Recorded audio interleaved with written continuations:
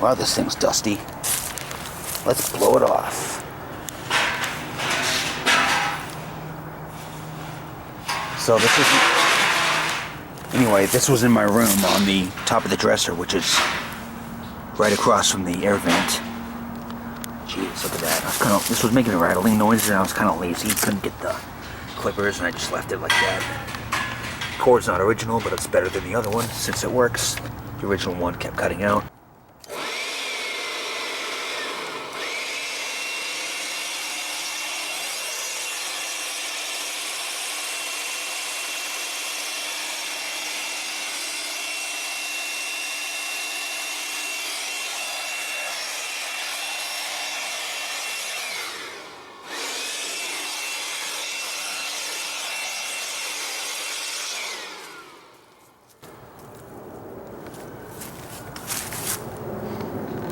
Bearings aren't super free,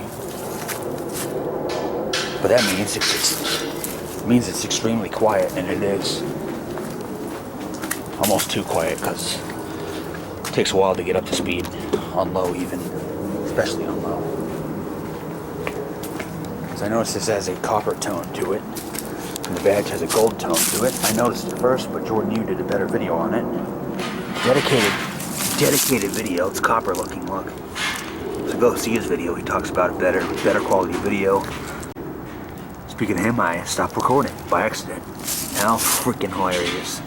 Anyway, go see his video. It's better presentation, better whatever else. Doesn't have those clips that goes into the hole right there to hold it in place. It's purely friction fit. The others had a tab that would lock into that thing right there. The slats in the motor housing front. Yeah, there it is. The newer ones were made in Mexico, and this isn't yellowed, it's all been colored. The later ones were white. They were made in Mexico, and they still had the tan blades. Tan and amber. Some have lighter blades. Anyway, it's enough rambling for this video.